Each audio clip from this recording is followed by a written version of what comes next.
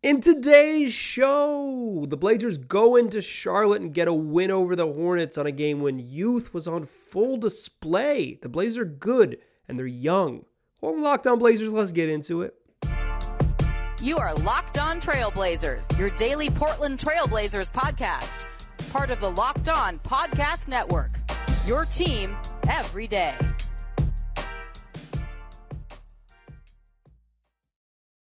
What up, world? It's your past first point guard and Trailblazers reporter, Mike Richmond. You're listening to another episode of Locked On Blazers, part of the Locked On Podcast Network, available wherever you get podcasts. Thanks for making the show your first listen every single day. Free on all platforms, coming at you 5 days a week, every single weekday. So start your days listening to Locked On Blazers. Tell your friends to do the same. It's your team every day. Today's show is going to be a fun one because the Blazers went into Charlotte and win 105-95 over the Hornets. I want to talk about this game where the Blazers played poorly, played well, played poorly, and played well again in a classic sort of back-and-forth road game in an arena where traditionally it has been difficult for them to win. I want to talk about the youth. The Blazers' youth was on full display today in a game that Jusuf, Nurkic, Jerami Grant, and Keon Johnson did not play. Keon Johnson would have been part of that youth movement, but was not available. And then I want to talk about sustainability to close the show. A listener asked me about the Blazers' surprising start. They're now 8-3. About what did you look to prove whether this is sustainable? And I want to just kind of flesh that question out to close the show. But first, let's do what we do. Fastest recap in the West. The Blazers led this game 30-25 after one, trailed 30-25 after one. Charlotte made 9 of their first 12 two-pointers. They were getting to the rim whenever they wanted, shot 57% in the first quarter. But the Blazers roared back in the second quarter, took a 5-point lead into the break. Damian Lillard, who went scoreless in the opening frame, scores 14 in the second quarter, says, okay, we're struggling a little bit. Come on and ride the cape. Grab on because we're going. We are going. He scores 14 in the fourth quarter, or in the second quarter. They take a lead into the break. Charlotte just 7 of 25 in the second quarter after hot shooting first. Blazers kind of found something, played a little zone defense, found something in the second quarter, but then they left whatever they found in the locker room. Charlotte in the opening 5 minutes of the third quarter ripped off a 19-2 run to take a 72-60 lead at the 7:09 mark of the third quarter. The Blazers just weren't playing very well. They started pretty flat to open the game, just sort of like energy-wise, execution-wise to open the third quarter. Both opening halves of both the first and the third were bad with the starters on the court. Charlotte rips off a 17-2 run, leads 72-60, and Chauncey Billups takes a timeout because he needs a timeout because his team's playing poorly. And what do? They score 12 straight points out of the timeout. They tie the game up immediately, and they close the quarter on a 26-7 run to take a 7-point lead, 86-79, into the third quarter. So if you are scoring at home, the Blazers were led by 5 entering the quarter, gave up a 19-2 run to begin immediately in the first 5 minutes of that third, and then somehow extended their halftime lead to 7 by 2 points heading into the fourth.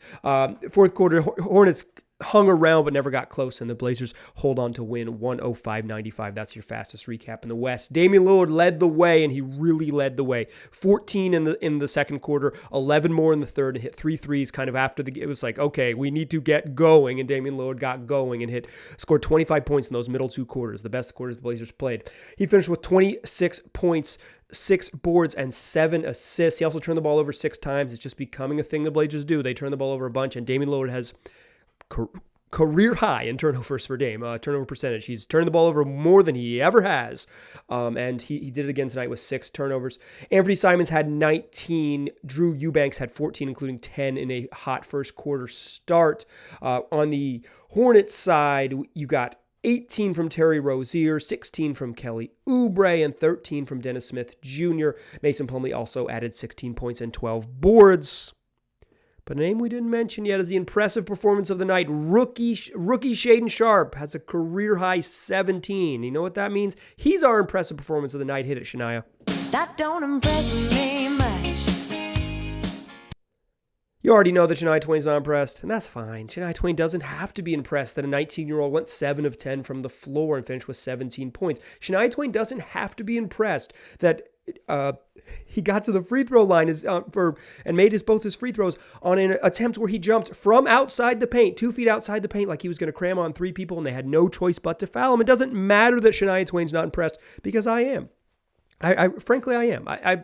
Shania's hard to please, pretty much never impressed with what this team is doing, but she was particularly unimpressed with Shaedon Sharpe's performance, but he was great in this game. Portland needed it. They started both halves poorly, and I want to talk about that a little bit in the second segment, but they needed a night where the rookie was special. Jerami Grant doesn't play. He's probably Blazers' second best player. I know I said in literally yesterday's episode that I think every time is the second best player. I don't. Jerami Grant is, but it's close. Jusuf Nurkic didn't play, and I felt like his presence was missed just because of the competency he brings to the defensive end. Keon Johnson didn't play, so that's he was out of the rotation last game, but he's another young guy that, assuming the first two had been out, then maybe you get some Keon minutes in there and he handles the ball a little bit more, but it wasn't that. The Blazers had to go. They went to a young second lineup.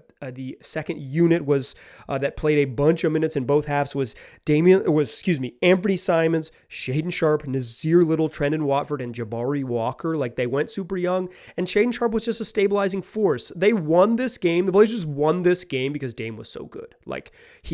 He recognized in both the second quarter and both the third quarter, hey, we're not playing well, and this is slipping away against a bad team. Charlotte's not good. They're 3-9 now after the loss, but they're not good, and they're missing their best player in LaMelo Ball, second best player in Gordon Hayward. They're not good. This was going to be notable if the Blazers lost. It's not particularly notable that they won, but what you do, the mark of a good team, is you take care of business. And Damian Lillard made sure that they took care of business. They were struggling a little bit in those quarters, and Dame made sure in the second, okay, I'm going to go nuts now. In the third, okay, how are we down double digits? I'm going to make sure that we're close. Dame won this game for him, to be clear. He was very impressive, as some like to say, but the impressive performance of the night is the 19-year-old who provided the stabilizing presence. And it was not just Shaedon Sharpe. I want to talk more about Shaedon and more about the youth in the second segment. But before we do that, I want to tell you that this episode is brought to you by LinkedIn. These days, every new potential hire can feel like a high-stakes wager for your small business. You want to be 100% certain that you have access to the best qualified candidates available. That's why you have to check out LinkedIn Jobs. LinkedIn Jobs helps you find the right people for your team faster and for free. They make it simple because they got tools like screening questions that make it easy to focus on candidates with just the right skills and experience, so you can quickly prioritize who you'd like to interview and then who you'd like to hire. It's why small businesses rate LinkedIn Jobs #1 in delivering quality hires versus the leading competitors. LinkedIn Jobs helps you find the qualified candidates you want so you can talk to them faster. So post your job for free right now at linkedin.com/LockedOnNBA. That's linkedin.com/LockedOnNBA to post your job for free. Terms and conditions apply. All right. Let's talk about the youth. Not only was Shaedon Sharpe excellent, Jabari Walker played in this game as well. He played 17 minutes. Shaedon Sharpe got 28 minutes. They needed him to play, and so he played a bunch of minutes, and he scored 17. It's positive feedback. He scored a career high. You need him. He played because he's good. I think that's the best part about Shaedon Sharpe is he plays because he's good, not because they're trying to shoehorn him into minutes. When he hasn't been very good, Chauncey has not played him. It's to me, the sign of good coaching is earn your minutes. And certainly he has made Shaedon Sharpe do that. But Jabari Walker got in there and played.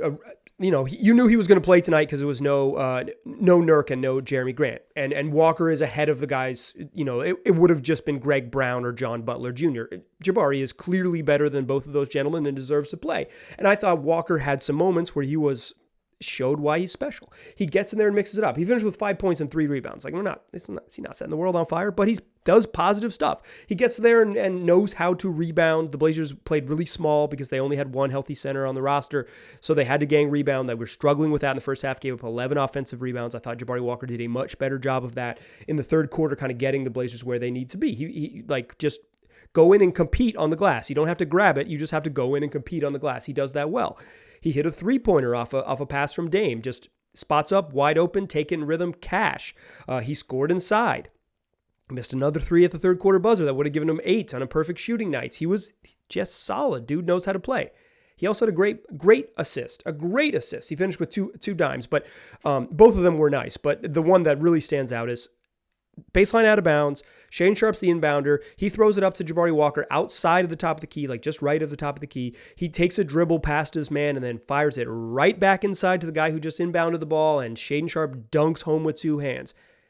The inbounder's always open. That's a classic basketball thing, and Jabari Walker is a guy with a really high basketball IQ. And while Shaedon Sharpe deserves the headlines and was really excellent in this game, like deserves all the credit he got, the Blazers' full sort of complement of youth was on display in this one, and Walker certainly deserves that credit. The Blazers have not had a draft class this good since 2018. That was the year that they drafted Anthony Simons and Gary Trent Jr. This feels a lot like that. You get your future star in the first round. Obviously, Ant was, at the 24th pick, and it took him a little longer to be even close to as good as Shaedon Sharpe is now. But it's the difference in the 7th pick in the draft and the 24th pick in the draft. And then in the second round, you find a guy who can be a contributor, who is an NBA player. In Gary Trent's case, he was probably a borderline first rounder, and the Blazers had to trade up and get him early in the second round, 2 future seconds and some cash. Like, they went and got him. Shout out to the Kings for trading away that pick. Wonder why bad teams stay bad. But Walker fits the mold, right? They found him 57th, way deeper in the draft. They didn't have to chase up to get him, but they went and got their guy with the second to last pick in the draft, and they found someone who can contribute as a 20-year-old with 57 picks deep in the draft. That's a huge win. At 7, you absolutely have to get that right. It's icing on the cake if you get 57 right as well. And the Blazers having both of these rookies look like contributors speaks to what they're able to be. That is both a team that is pretty good right now. They're 8-3 and they look good. And we'll talk about this more in the third segment. Like, obviously, long way to go and all that caveats. Like, it's early November, obviously, but they look good. And they're finding real minutes for youngsters to play and win. The numbers that other folks, the numbers that you'll gravitate to. I don't want to do straw man. There's no straw man. You're listening to me. Let's not beat up any straw men. The numbers you'll gravitate to on the box score is that Shaedon Sharpe was plus 30 and Jabari Walker was plus 22. And plus 30 in a game that your team wins by 10 is pretty wild. That means it went pretty poorly when you were off the floor. And same for Walker. Plus 22 in a game your team wins by 10. That's like plus minus is better as a relative, right? Because the team was plus 10. So it's those numbers jump out, right? They jump out. 17 is an easy one 17 on 7 of 10 shooting is an easy one to say. He was very good, and you'd be right. He was. Shaedon Sharpe is really good. But I think the plus minus, it's just a little misleading here.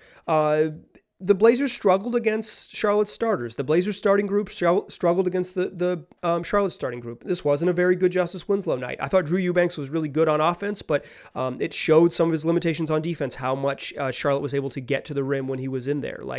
He's had better nights. I don't think Drew's a total zero on that end, but this was not a good night for either of those gentlemen who have largely been good. The Blazers starters were bad to wit. Everyone but Dame and Josh Hart had negatives in the plus minus. Again, plus minus doesn't mean everything, but I think with Sharpe and Walker, they were just on the court at the right time, but they were also good. I think the plus minus thing kind of oversells how good they were, but it undersells how just functional they are. You know what they did? They came in against a Hornets second unit that stinks. The Hornets bench is tough. Apologies to James Bouknight and Nick Richards and Jalen McDaniels and JT Thor, but the Hornets have a bad bench. They're a bad team with bad depth. They're missing some starters, so some of their depth pieces, Rozier probably would come off the bench in different times. He might start when they're whole, but he's like a six-man-y type for this team. It has been in the past. Dennis Smith Jr. is a backup point guard. Those guys started. When a team is down some folks, that means their bench is going to be exposed. You know whose bench got exposed for not having good depth? The other teams, because the Blazers rookies were competent and good. Shaedon Sharpe, much better. The Charlotte bench scored a combined 22 points, and Shaedon Sharpe had 17 by himself. He was better. The plus minus speaks more to how much the Blazers starters struggled, but it doesn't diminish recognizing that Shaedon Sharpe wasn't on the court when the Blazers gave up a 19-2 run to start the third quarter, and that was like a nightmare he wasn't involved in. It doesn't necessarily say that Shaedon Sharpe, that it's deeply misleading. It wasn't that. I think sometimes plus minus is better with context. It's always weird in one game sample size, but better with context. And the context is playing against backups. Shaedon Sharpe was better than the other team's backups. He's 19 years old. That's what you're looking for. That's what you want. He was really good. And Walker was good too. And the Blazers have now find themselves in the space where they can be good in the near term and build for the future. That lineup I mentioned, Anthony Simons, Shaedon Sharpe, Nassir Little, Trendon Watford, and Jabari Walker. That is a average age of just over 21 and a half. Shout out to Cleaning the Glass for having exact ages on there so I could do the real math. The oldest player on that lineup to play. Anthony Simons at 23 and some change, not quite 23 and a half. Ant in year 5. But you're talking Shaedon Sharpe, a youngster, and a rookie teenager. Trendon Watford, happy birthday, celebrated his 22nd birthday today. He was 21 literally yesterday. Would have been slightly younger, but I would have got the average pretty close. A 20-year-old rookie in Jabari Walker, and Nassir Little in year 4, not yet 23. 5 players under 24. And I don't think in the first half that group was super good. I think Jabari Walker was he kind of didn't have his footing in this first shift. He was much better in the second shift, looked totally competent. It wasn't like bad in his first shift, but he had some struggles. Like he looked like, oh, yep, he's young, which is just like what normally happens with rookies. To be able to go out and win a game on the road, even against a bad team, but in the NBA, to win a game on the road, playing not super significant minutes, but 6.5 minutes with 5 dudes under 24 on average age in a lineup, a wing-heavy lineup, under 22, speaks to the present, speaks to the future of this franchise. And that's what I want to talk about to close the show. A listener asked me about sustainability during the Blazers' hot start. What's real, what's not? I went hunting for things that I'd think are maybe outliers. Let's see what I found in the third segment. Join me there, won't you? Still a pass first point guard. I'm still Mike Richmond, and you are still listening to Locked on Blazers. I want to talk about sustainability. A longtime listener of the program, Dr. J, you'll remember Dr. J from many mailbag episodes over the last couple of years, asked me a question, wrote me a question. Great place to send questions, lockedonblazerspod@gmail.com. Great email to send me questions. Sometimes I use them for the mailbag. Sometimes I use them for things like this, which is kind of just a good way to think about the team. I love hearing from y'all. If you have thoughtful considerations about the team, I'll share them here and give you credit because that's how the show works. I love the community we are building. Dr. J sent me a question that was kind of like, the Blazers have, at the time, 7-3. Typically, who on the roster has kind of overachieved more than you thought they would, or who has taken steps forward that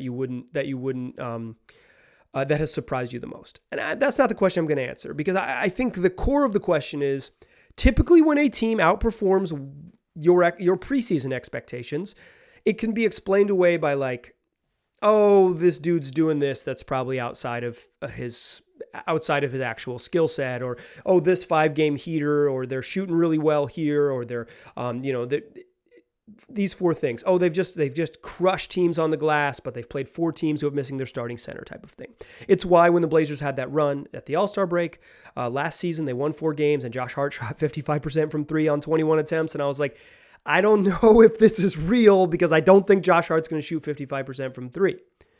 So what I did was I went to cleantheglass.com, my preferred stats website, and I tried to find things that, particularly in shooting, because I think shooting is the easiest outlier to track, right? Other teams shooting, the Blazers have not been getting super lucky with other teams shooting poorly against them. That's what I believe John Hollinger of The Athletic has called Jedi defense, where it's just like, you give up a lot of threes and the other team is shooting 30% on open threes. You're just a little bit lucky, and eventually it'll come back to the mean, or it won't. You'll be lucky all year. It's fine. But like, typically those types of things average out over small sample sizes. Blazers, defensive effective field goal percentages, right? It's pretty much middle of the road. It's no Jedi tricks there. So where I looked for was based on their career averages, and the recent career averages over the last 3 seasons, which statistic for the Blazers, particularly shooting statistics, stand out as like something that is well above a career average and isn't sustainable. And let me tell you, there aren't many. Josh Hart shooting a career high from 3 on pretty low volume. I don't think, he might come down a little bit, but the difference in Josh Hart being a 40% three-point shooter and a 37% three-point shooter on his volume is 1 3-pointer a week, basically. He'll miss another 3 a week. Hopefully he doesn't miss the one at the buzzer, but 1 a week. I don't think that a guy, he didn't shoot as well in New Orleans, but like he has been a guy who's been right around 35, 36. If he drops down to that percentage, I don't think that craters the Blazers offense. But yeah, sure. Josh Hart on low volume is shooting a career high from 3. That's something that maybe we will go back to a more that's something that might be unsustainable. Go back to, towards the mean. Damian Lillard is shooting career high from the mid-range, 53% from the mid-range prior to tonight's game. It's well above what he's typically shot from that area. I don't think that that's a meaningful number. Dame doesn't shoot a ton of mid-range jumpers. If Dame was on a wild heater from 3 and shooting 53% from 3, I might say, okay, Dame's probably going to shoot something more like 41% from 3, 39 to 41% from 3, like he'll come back, but he's kind of right there on his averages. It's not high enough volume, even though, like, sure, Dame's gonna end up shooting 44%, not 53% from 3. Take away a point, 2 points a night for sure. But Dame's also like he can really shoot it, so I wouldn't be surprised if that continues, right? Again, say those both regress back to their career means. The Blazers aren't noticeably, appreciably worse if a low volume 3-point shooter shoots a little bit worse and their best player shoots a shot he shoots the least of his shots, like least frequently, shoots a little bit worse. Nasir Little is shooting the best of his career at basically every spot. Dude's turned into a sniper. Some of that might just be what Nasir Little is developing into, but he's shooting a career high from 3, shooting a career high, finishing a career best at the rim, shooting a career best from mid-range. Nas, like even tonight, Nasir Little with this team is only playing 15 minutes a night. He's playing like 15, 16 minutes a night on average. If Nas regresses from 45% to even 35%, again, he went 1 of 2 from 3 tonight. So he goes over 2 from 3 tonight and makes 1 of 1 tomorrow. You're talking about spreading up 3 points across a couple games a week. You're talking about maybe losing 4.5 points over a week from Nas. That would be significant because he doesn't score that much. But again, that's not sinking this team. So really, when I looked for where are the outliers, are they just getting lucky on their opponents missing shots? No.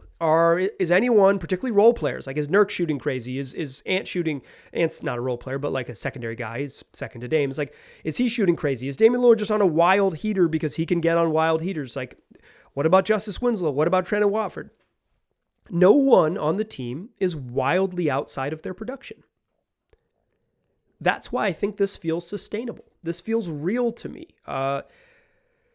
The close games, like point differential is a pretty good indicator of a good team, and the Blazers have a point differential of being, I don't know, having a loss and a half more than they do. So maybe that'll come back. But if the Blazers were right now, instead of 8-3, if they were 7-4, would you feel like they were significantly worse? I don't think I would.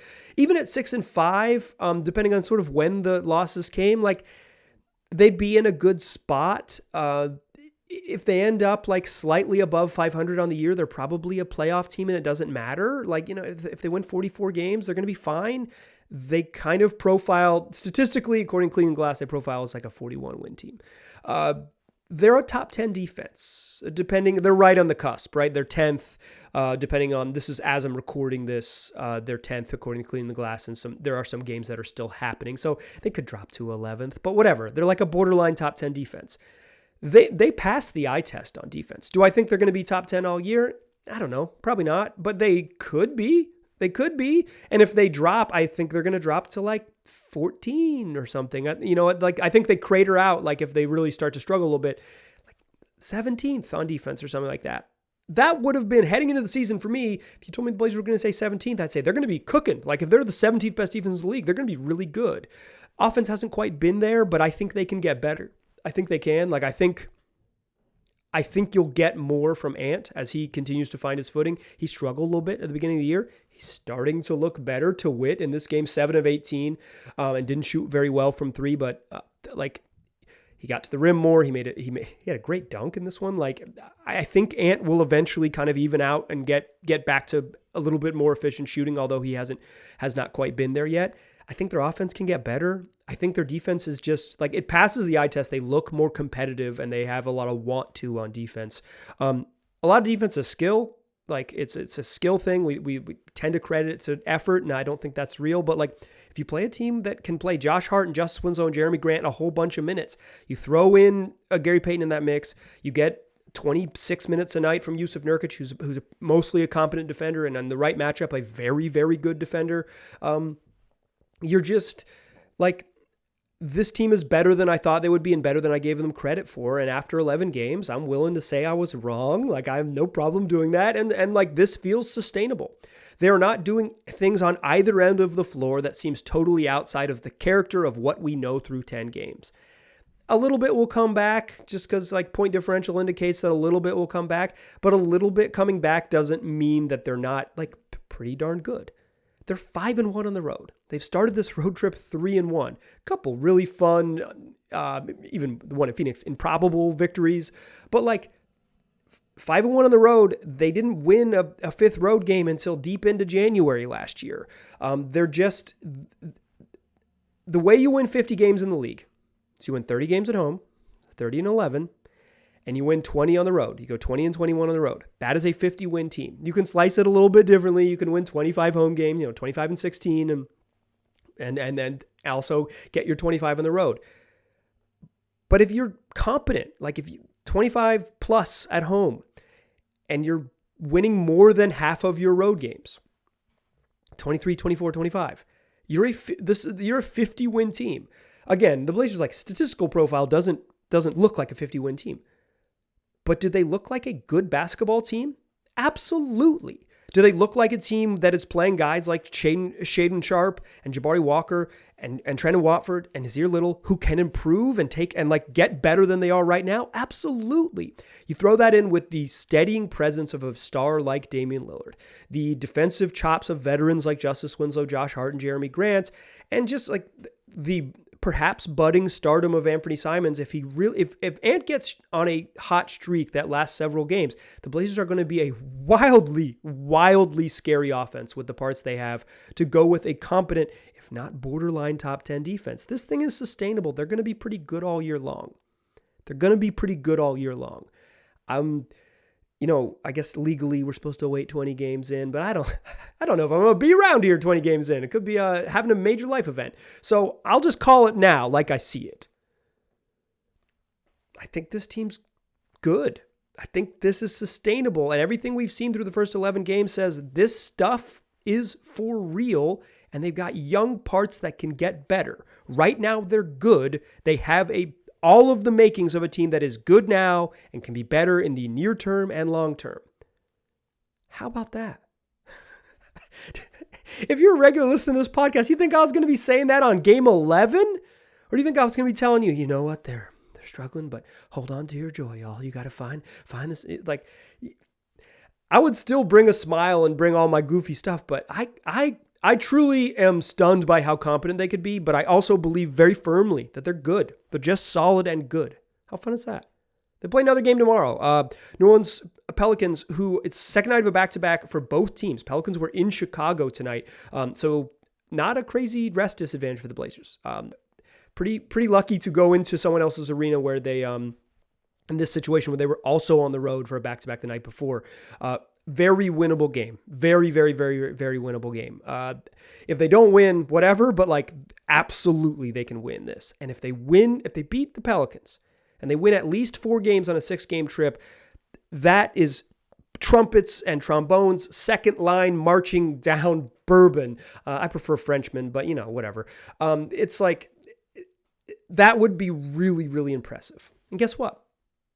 We can talk about it tomorrow. Come back for tomorrow's show. We'll talk about that Pelicans game and everything we've learned from it and some more fun stuff. Tell your friends about the show and make it your first listen every single day. Make your second listen Locked On Sports Today. 22-minute program covering all of the major sports leagues, the biggest stories every single night. Get you caught up on everything you need to know in just 22 minutes. Available wherever you get podcasts, also on YouTube, just like this program.